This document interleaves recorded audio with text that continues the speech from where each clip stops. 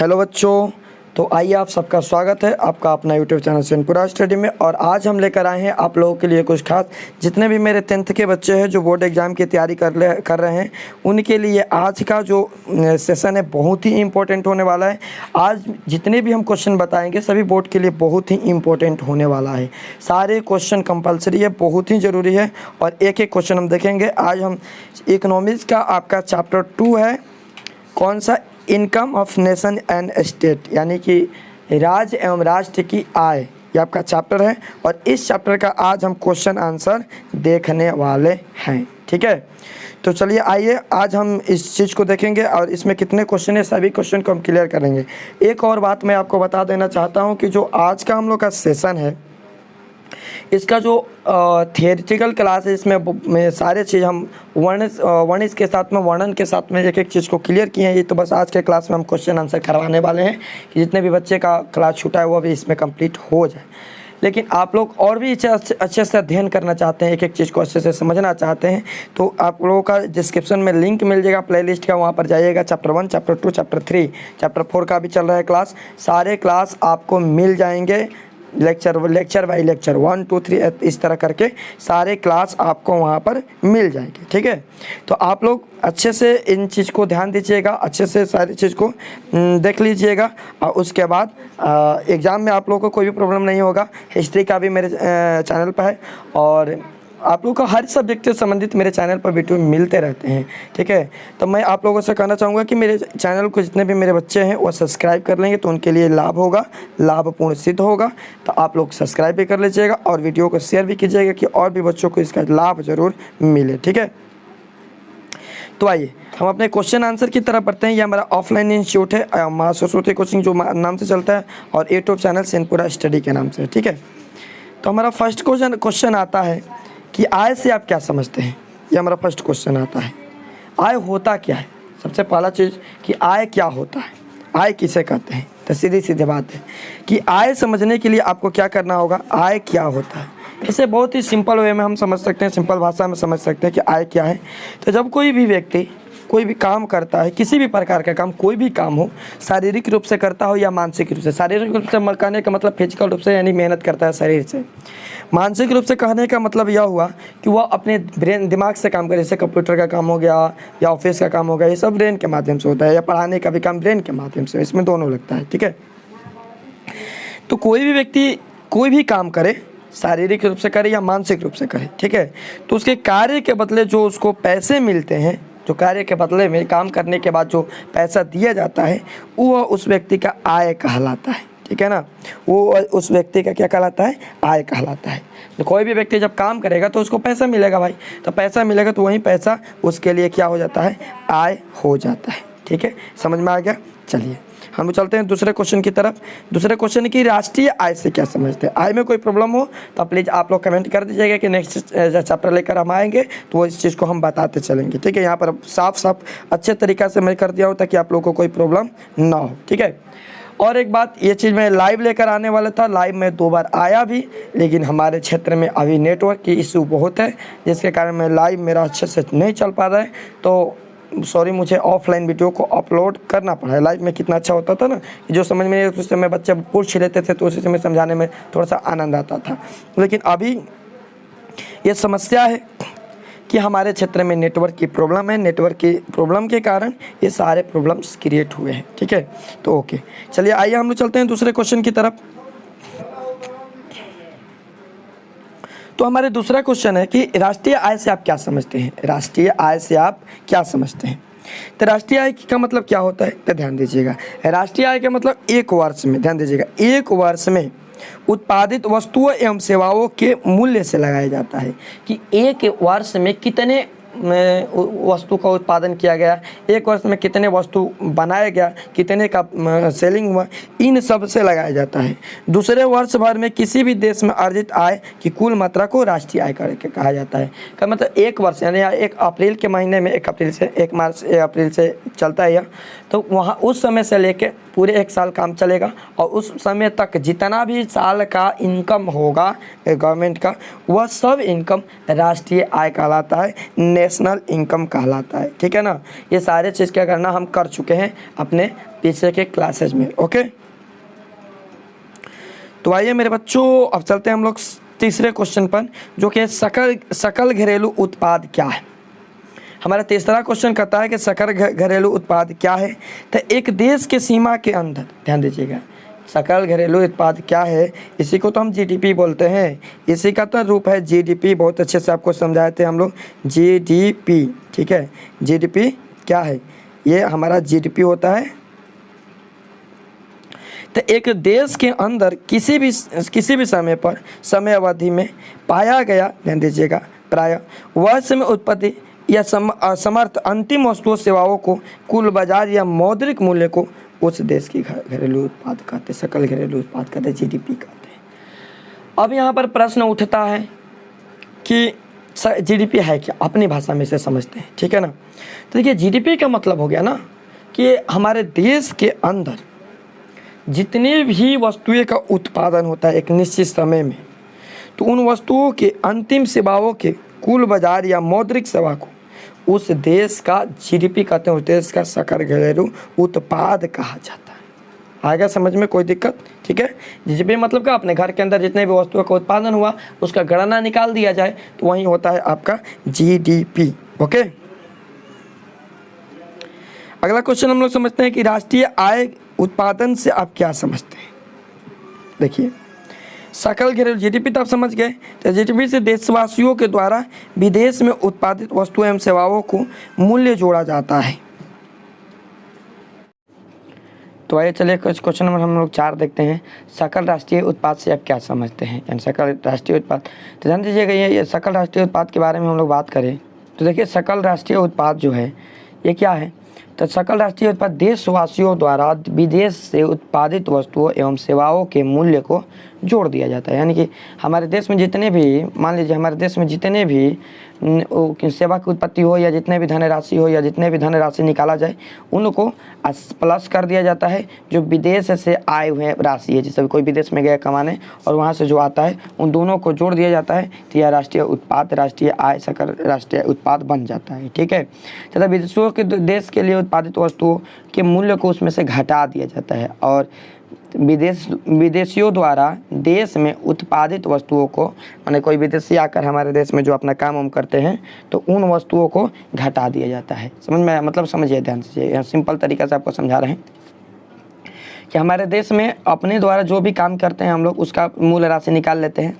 और उसमें प्लस कर देते हैं। मान लीजिए कि हमारे देश की कोई व्यक्ति जाकर विदेश में काम कर रहा है या कोई कंपनी जाकर विदेश में काम कर रही है हमारे देश की, तो वहाँ से जितने भी प्रॉफिट होता है उन प्रॉफिट को लाकर हम यहाँ पर क्या करते हैं, ऐड कर लेते हैं। ठीक है, और इसमें से माइनस करते हैं जो विदेश की कंपनियाँ होती है वो आकर हमारे देश में कार्य करती है, तो उनके द्वारा जो उत्पादन किया जाता है उसको यहाँ से माइनस कर देते हैं और इससे जो उत्पाद निकलता है वही हमारा होता है सकल घरेलू उत्पाद। यानी कि हमारे देश के उत्पाद प्लस हमारे देश के लोग विदेश में काम किए उसका उत्पाद माइनस कर दिया जाता है जो हमारे देश में आकर विदेशी काम कर रहे हैं वो। ठीक है, ये हो जाता है आपका सकल घरेलू उत्पाद। आगे समझ में, क्वेश्चन नंबर 5 देखा जाए। क्वेश्चन नंबर 5 हम लोग का है कि शुद्ध राष्ट्रीय उत्पादन किसे कहते हैं। तो शुद्ध राष्ट्रीय, देखिए यहाँ पर हम लिखे हैं कि कुल राष्ट्रीय उत्पादन को प्राप्त करने के लिए, कुल राष्ट्रीय उत्पादन को प्राप्त करने के लिए हमें कुछ खर्च करना पड़ता है, अतः कुल राष्ट्रीय उत्पादन में इन खर्चों को घटाने के बाद जो शेष राशि बचती है उसे शुद्ध राष्ट्रीय उत्पादन कहते हैं। समझ में आया, नहीं समझ में आया, चलिए बताते हैं हम लोग। जैसे मान लीजिए कि हम लोग कोई बिजनेस कर रहे हैं, ठीक है, कोई बिजनेस कर रहे हैं, बिजनेस में हम लोग क्या किए, 1 लाख रुपया लगा दिए। ठीक है, 1 लाख रुपया लगा दिए बिजनेस में और उस बिजनेस को 1 लाख का कोई सामान कुछ भी खरीदे, फल वगैरह कुछ भी खरीदे, ठीक है, और उसको हम क्या किए, बेचे। जब उसका बिजनेस किए, बेचे, तो हमें 1,20,000 रुपया, 25,000 रुपया मिल गया। ठीक है, जितना भी मिल सकता है, 1,000, 20,000 रुपया मिल गया। ठीक है, तो हम क्या करेंगे, 1,20,000 में से जो हमारा मूल लगा है उस मूल को 1 लाख को घटा लेंगे, तो बचेगा कितना, 20,000 रुपया बचेगा। यही 20,000 रुपया आपका हो जाएगा शुद्ध राष्ट्रीय उत्पादन। ठीक है, यही 20,000 रुपया क्या हो जाएगा, शुद्ध राष्ट्रीय उत्पादन हो जाएगा आपका। आया समझ में। चलिए क्वेश्चन नंबर 6 देखते हैं। क्वेश्चन नंबर 6 हम लोग का है कि राष्ट्रीय आय में देश की कुल जनसंख्या से प्रति व्यक्ति आय क्या है। क्वेश्चन नंबर 6 में हमारा कि प्रति व्यक्ति आय क्या है। ठीक है, तो प्रति व्यक्ति आय मतलब क्या, राष्ट्र की कुल राष्ट्र की आय, पूरे भारत की आय में हम क्या करेंगे, बटा कर देंगे कुल भारत की जनसंख्या से, तो आपका प्रति व्यक्ति आय कहलाता है। पीसीआई पर कैपिटा इनकम आपको बता दी है ये भी। ठीक है, यानी कुल देश की इनकम में हम कुल देश की जनसंख्या से भाग देंगे तो हमारा राष्ट्रीय आय निकल जाएगा। ठीक है, अगला हम लोग का क्रेडिट कार्ड किसे कहते हैं। तो क्रेडिट कार्ड के अंतर्गत ग्राहक की वित्तीय स्थिति को देखते हुए बैंक उसे साथ में ध्यान दीजिएगा, इसे हम अपने लैंग्वेज में समझाते हैं बिल्कुल इजी तरीके से। क्रेडिट कार्ड क्या है, तो क्रेडिट कार्ड बैंक के द्वारा दिए जाने वाला एक सुविधा है। क्रेडिट कार्ड क्या है, तो बैंक के द्वारा दिए जाने वाली एक सुविधा है, और इस सुविधा के माध्यम से हमें एक लिमिट दिया जाता है कि आप इतने लिमिट तक पैसा खर्च कर सकते हैं। सीधा सीधी बोले तो हमारे अकाउंट में एक भी पैसा नहीं रहेगा, फिर भी हम लोग पैसा खर्च कर सकते हैं इस क्रेडिट कार्ड के माध्यम से। एक लिमिट दे देते हैं कि 2 लाख रुपया, 1 लाख रुपया, 50 रुपया आप खर्च कर सकते हैं आपके क्रेडिट पर, कि आप खर्च कर सकते हैं। इसके लिए एक टाइम निश्चित होता है कि 1 महीने, 2 महीने या 20 दिन, 25 दिन के अंदर आपको ये पैसा बैंक को चुकता कर देना होता है। ठीक है, बैंक को आप चुकता कर दीजिएगा, उसके बाद फिर से आपका क्रेडिट कार्ड एक्टिवेट हो जाता है, आगे के लिए कार्यवात हो जाता है। हाँ, क्रेडिट कार्ड से शॉपिंग करना आसान होता है, मतलब जैसे हम शॉपिंग करेंगे तो हमें ज़्यादा लाभ होगा। ठीक है, और यदि हम पैसा रुपये निकालते हैं तो इसका पेनल्टी चार्ज भी लगता है। ठीक है, तो पैसा रुपये निकालने के लिए यह सही नहीं है, फिर भी पैसा निकल जाता है मजबूरी में, लेकिन क्रेडिट कार्ड सबसे इम्पोर्टेंट अच्छा होता है किसके लिए, तो शॉपिंग करने के लिए, कुछ सामान खरीदने के लिए सबसे अच्छा होता है। ठीक है, हो गया। चलिए आगे चलते हैं हम लोग 8 नंबर क्वेश्चन पर, कि डेबिट कार्ड किसे कहते हैं। डेबिट कार्ड किसे कहते हैं, तो ध्यान दीजिएगा, डेबिट कार्ड भी एक प्रकार का कार्ड ही है, दोनों एक ही जैसा देखने में लगता है, लेकिन डेबिट कार्ड का ये भी बैंक के द्वारा दी जाने वाली एक सुविधा है, और इसके माध्यम से भी हम लोग पैसा को निकाल सकते हैं, लेकिन यह हमें उतना ही सुविधा देता है जितने हमारे अकाउंट में पैसा होता है।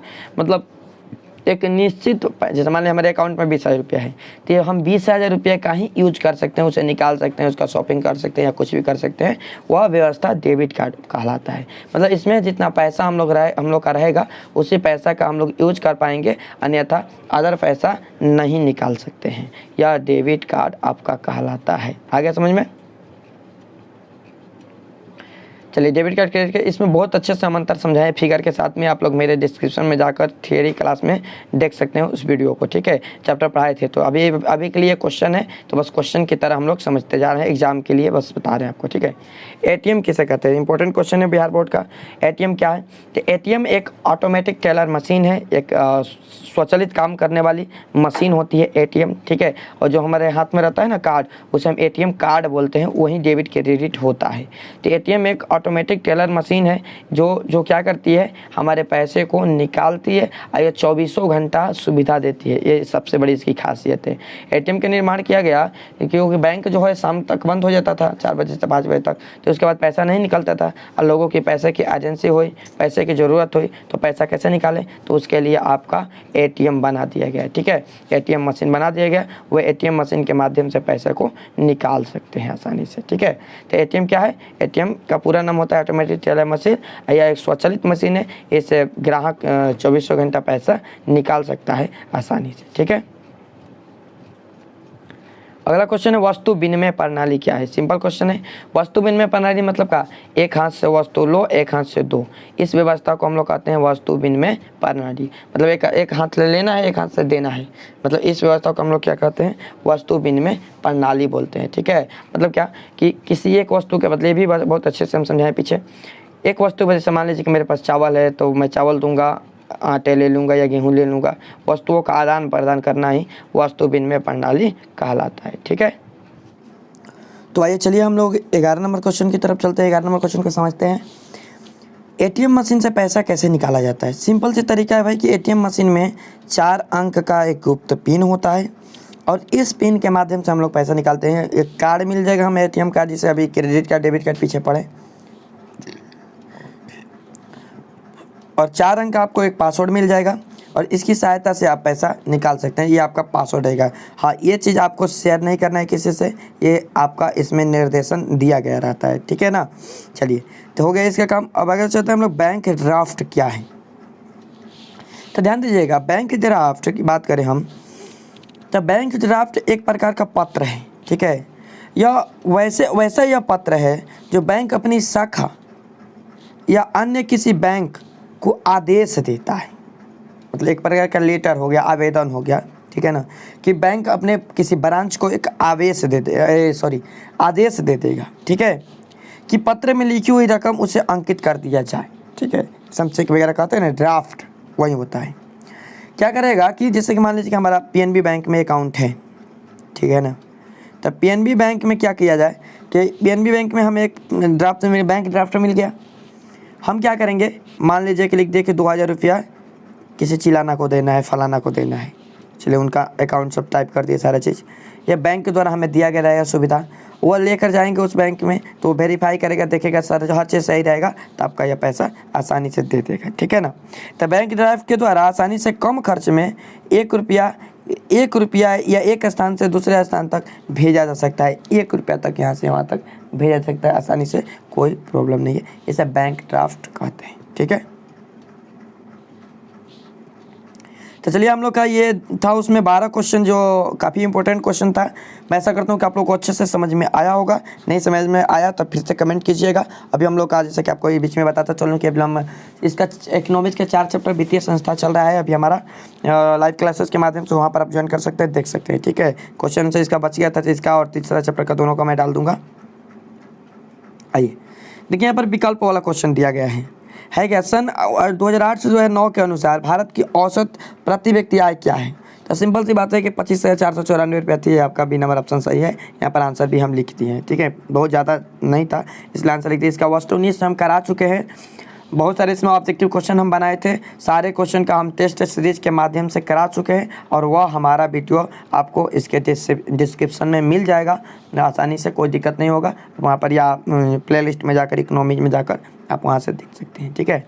चलिए आगे बात किया जाए दूसरे क्वेश्चन को, तो भारत में वित्तीय वर्ष कहा जाता है। तो भारत में वित्तीय वर्ष कब से कब तक कहा जाता है, तो 1 अप्रैल से शुरू होता है, 31 मार्च तक चलता है, अगले महीने का, ये अगले साल का। तो ये आपका हो गया ग नंबर सही है, ठीक है। वित्तीय वर्ष 1 अप्रैल से 31 मार्च, याद रखिएगा, ये इंपॉर्टेंट क्वेश्चन एग्जाम में पूछ चुका है कितना बार भी। 3 नंबर क्वेश्चन है कि भारत में किस राज्य का प्रति व्यक्ति आय सर्वाधिक है। तो सिंपल सी बात है, गोवा का प्रति व्यक्ति आय सर्वाधिक है, गोवा का प्रति व्यक्ति आय सर्वाधिक है। अगला क्वेश्चन है कि बिहार के किस जिले का प्रति व्यक्ति आय और सर्वाधिक है। तो बिहार में बात किया जाए तो पटना हो जाएगा, पटना की आय सर्वाधिक है भाई, ठीक है, ओके, कोई बात नहीं। ओके, क्वेश्चन नंबर 5 देखा जाए तो उत्पादन एवं आय की गणना के विधि से आर्थिक दृष्टिकोण से है कौन सा, सहज, वैज्ञानिक, व्यवहारिक। तो तीनों सही है, तीनों सही हो जाएगा आपका, सहज भी हो जाएगा, वैज्ञानिक भी हो जाएगा, व्यवहारिक भी हो जाएगा, तीनों सही, उपयोग तीनों सही है, ठीक है। अब आइए, आपके बुक के माध्यम से हम चल रहे हैं, तो यहाँ पर कुछ आपको रिक्त स्थान भी क्वेश्चन मिल जाएंगे, जो कि बोर्ड में रिक्त नहीं आएगा, ऑब्जेक्टिव 4 ऑप्शन वाला ही आएगा। फिर भी हम लोग देखते चलते हैं, इसी क्वेश्चन को ऑब्जेक्टिव बनाकर पेश करते हैं, ठीक है। आइए, तो देखिए हम लोग का क्वेश्चन है कि बिहार की प्रतिशत आबादी गरीबी रेखा के नीचे गुजर बसर करती है, कितना। तो 41.4%, 41.4% जो आबादी है वो गरीबी रेखा के नीचे, ठीक है। 2 नंबर क्वेश्चन है, हमने उत्पादन, आय एवं रिक्त स्थान एक चक्रीय समूह का समूह है, तो व्यय का, खर्चा का समूह है, ठीक है। राष्ट्रीय आय में वृद्धि होने से प्रति व्यक्ति आय में रिक्त स्थान क्या होता है। तो राष्ट्रीय आय में जब वृद्धि होगा तो प्रति व्यक्ति आय, सीधी बात है कि बढ़ेगा भाई, जब प्रति व्यक्ति आय बढ़ेगा तो राष्ट्रीय आय में ऑटोमेटिक वृद्धि होगा, ठीक है। 4 नंबर क्वेश्चन की बात किया जाए, राष्ट्रीय आय एवं प्रति व्यक्ति आय में वृद्धि होने पर रिक्त स्थान की क्रिया पूरी हो जाती है। यानी जब राष्ट्रीय आय और प्रति व्यक्ति आय दोनों में वृद्धि होगा तो सीधी बात है कि विकास की प्रक्रिया जो है पूरा हो जाएगा, विकास की प्रक्रिया पूरा हो जाएगा, ओके। बिहार में वर्ष 2008 से 2009 के बीच कुल घरेलू उत्पाद कितना % है। तो 11.3% है ऑप्शन इसका, 11.3% इसका सही हो जाएगा। कितना, 8 से 9 के बीच में किया कहा जाए तो। कुछ सही गलत कथन भी है, ठीक है। तो राष्ट्रीय आय एक निश्चित दिए हुए समय के किसी अर्थव्यवस्था की उत्पादन शक्ति को मापती है। तो यह सही है, मापती है। ठीक है। दूसरा है हमारा कि उत्पादन एवं आय में व्यय चक्रीय समूह को निर्माण करता है। तो नहीं भाई, नहीं करता है। ठीक है। तो आप लोग देख लीजिएगा, इसे हम कुछ इसका स्क्रीनशॉट लेकर आप लोग देख लीजिएगा। ठीक है। इसे हम आगे बढ़ते हैं। यहाँ पर ध्यान दीजिएगा, जो कि काफ़ी ज़्यादा इम्पोर्टेंट है, महत्वपूर्ण है, VVI हम इसको बोल सकते हैं। ठीक है। ठीक है, क्योंकि काफ़ी ही ज़्यादा इम्पोर्टेंट यह है हमारा कि GDP फुल फॉर्म है। तो ये याद कर लेना आपको, इसमें से 1-2 एग्जाम में ज़रूर आ जाएगा। GDP के full form gross domestic product GDP के, PCI के पैन कैपिटल इनकम PCI होता है। NSSO के हम थियोरेटिकल क्लास में इसको समझाए थे, फिर भी बता देते हैं, नेशनल सिंपल सर्वे ऑर्गेनाइजेशन। ठीक है, इसका फुल फॉर्म। CSO का full form central statistical organisation. ठीक है। GNP का full form gross national product. Okay. NNP का full form net national product, इसे आप लोग नोट कर लीजिएगा, आइए इसे थोड़ा अच्छे से पढ़ लीजिएगा। NI का full form national income. ADI का full form economic development index. ठीक है, याद कर लीजिएगा बिल्कुल। GDP एक होता है, इसमें शायद छूट गया है। GDP का full form gross domestic product, याद रहेगा ना। तो ये सारे फुल फॉर्म आपको याद रखने की, क्योंकि ये सभी बहुत ही इंपॉर्टेंट फुल फॉर्म है और एग्जाम में 1-2 इसमें से आता है, इसमें कोई शक नहीं है। ठीक है।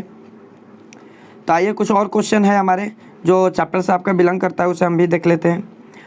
जैसे भारत में सर्वाधिक राष्ट्रीय आय की गणना कब और किसके द्वारा की गई थी।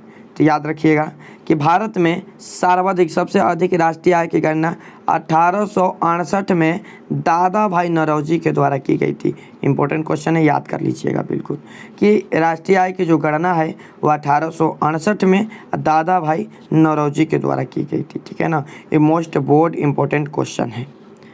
भारत में राष्ट्रीय आय की गणना किस संस्था के द्वारा होती है अभी तत्काल में। तो इस संस्था का नाम क्या है, directorate of economics and statistics. Directorate of economics and statistics company है, इसके द्वारा राष्ट्रीय आय की गणना की जाती है। इसके बारे में हम डिटेल्स में अपने थ्योरी के क्लास में बिल्कुल अच्छे से समझाए हैं। ठीक है। अगला क्वेश्चन की बात किया जाए तो राष्ट्रीय आय की गणना होने वाली कठिनाई क्या होने के, भाई राष्ट्रीय आय की गणना होने में क्या कठिनाई होती है। सबसे बड़ी प्रॉब्लम तो है कि राष्ट्रीय आय की गणना की समस्या क्या है। तो राष्ट्रीय आय की गणना कैसे किया जाए। तो राष्ट्रीय आय की गणना क्या होता है प्लीज़ समझ लेते हैं। तो राष्ट्रीय आय आपको बता दें, अभी जस्ट पीछे बताएं कि एक वर्ष के अंदर किसी भी देश के जितने भी उत्पादित होता है उन कुल सेवाओं को हम क्या करते हैं, वर्ष भर में उत्पादन करते हैं राष्ट्रीय आय के लिए, वो हो जाता है। ठीक है। इसमें आपको विदेश ले आए व्यक्ति का जो धन है उसे घटाना है, हमारे देश में जो विदेश जाकर कमाए उसको जोड़ना है। ठीक है। आंकड़ों, अब इसमें कठिनाइयाँ क्या है। सबसे पहली कठिनाई यह है कि आंकड़ों को एकत्र करने में कठिनाई, हर क्षेत्र से, हर गांव से, हर शहर से पहले आंकड़ा को एकत्र करना पड़ेगा कि कितना, कहाँ पर कितना कमाई हुआ है, कहाँ पर कितना प्रॉब्लम, कितनी समस्या है, इसको आपको इकट्ठा करना पड़ेगा। दूसरी, दोहरी गणना की संभावना। ठीक है ना, फिर से गणना की संभावना ना हो ऐसे ही। ठीक है। तीसरी, मूल्य की मापने की कठिनाई, मूल्य कैसे मापा जाए, कहीं का और कैसे कैसे उसको इकट्ठा किया जाए ऐसे। आंकड़ों को एकत्र करने में कठिनाई, किसी देश के लोगों की आय उत्पादन में रूप में आंका जाता है, या हम बात करें उसकी आय के रूप में, तो इन आंकड़ों को एकत्र करने में अनेकों कठिनाइयों का सामना करना पड़ता है और ये आंकड़े तो राष्ट्र के लिए एक विकास सही स्थिति नहीं प्राप्त करेगी। फिर भी इतने ज़्यादा कठिनाइयों को करने में ये जो आंकड़े हैं निश्चित एक्यूरेट मान नहीं दे पाते हैं, एक औसत मान ही प्राप्त होता है। ठीक है। तो आंकड़ों को कठिनाई, राष्ट्रीय आय की गणना करने में होने वाली कठिनाई ये हो गई कि आंकड़ों को एकत्र करने में कठिनाई हो जाती है, दोहरी गणना की संभावना हो जाती है, मूल्य की मापने की कठिनाई हो जाती है, इन आंकड़ों को इकट्ठा करने की कठिनाई में प्रॉब्लम या समस्या हो जाती है। तो ये आपके हो गया राष्ट्रीय आय की गणना की कठिनाई। यहाँ पर हम लिखे हैं, यहाँ पर ध्यान दीजिएगा, जो अभी हम आपको समझाए बोले वही सब चीज़ यहाँ पर हम लिखती हैं। ठीक है। दोहरी गणना की संभावना क्या होता है, ठीक है ना, और मूल्य के मापने की कठिनाई क्या होती है, यहाँ पर लिखे हैं। तो आप लोग इसे भी ले सकते हैं स्क्रीनशॉट या पढ़ सकते हैं। ठीक है। हमारे इस तरह इसको समझा दिए। अगला क्वेश्चन है कि आय का गरीबी के साथ क्या संबंध है। ठीक है, देखिए आय का गरीबी के साथ बहुत ही इम्पोर्टेंट संबंध है, बहुत ही वैसे ही संबंध है जैसे एक माँ के एक बेटा के साथ में होता है, एक पुत्र को अपने पिता के साथ में होता है। क्योंकि जो गरीबी है ना, वो गरीबी किस लिए है, किस कारण से, तो उसका आय कम है। जब उसका आय कम है तो वह गरीब है। ठीक है ना, तो इसलिए हम कह सकते हैं कि आय का जो गरीबी के साथ संबंध है वो काफ़ी ही ज़्यादा इम्पोर्टेंट, महत्वपूर्ण है। समाज का हर व्यक्ति अपने परिश्रम द्वारा उपार्जित करता है, परिश्रम करता है। वो अपने उपार्जित संपत्ति का गणना आय मानता है। जितने भी वो पैसा कमाता है उसे आय मानता है। किसी भी देश की अर्थव्यवस्था, नागरिक व्यक्तिगत व्यवस्था, सामाजिक व्यवस्था के लिए देश की आय के आधार पर विकासशील श्रेणी में उसे रखा जाता है। ठीक है ना, मतलब क्या, ज़्यादा पैसा कमाएगा, ज़्यादा विकास करेगा तो उसे विकासशील की श्रेणी का रूप में रखा जाएगा। ठीक है, अब हमारे बिहार के ले लिया जाए तो बिहार को गरीबी की श्रेणी में रखा है, क्योंकि यहाँ की प्रति व्यक्ति आय कम थी। अब धीरे धीरे यह भी सुधरते जा रहा है, मतलब आगे बढ़ता जा रहा है। आगे देखो क्या हो जाता है। ठीक है, तो आगे आपको समझ में सारे क्वेश्चन, और भी एक दो क्वेश्चन है जो कि हम पीछे इसको क्लियर कर दिए हैं, तो आप लोग इसे भी देख लीजिएगा। तो चलिए आज के क्लास में हम यहीं तक रहने देते हैं। हमारा आज का क्लास यहाँ पर ख़त्म होता है। हम मिलते हैं थर्ड चैप्टर में नेक्स्ट वीडियो के साथ में, नेक्स्ट क्लास के समय। आप लोग लाइव क्लास ज्वाइन करते चलिएगा, सारे क्लास इंपॉर्टेंट है। और कोई भी चीज़ समझ में ना आ रहा हो तो बिल्कुल निधड़क पूछना है आपको। ठीक है।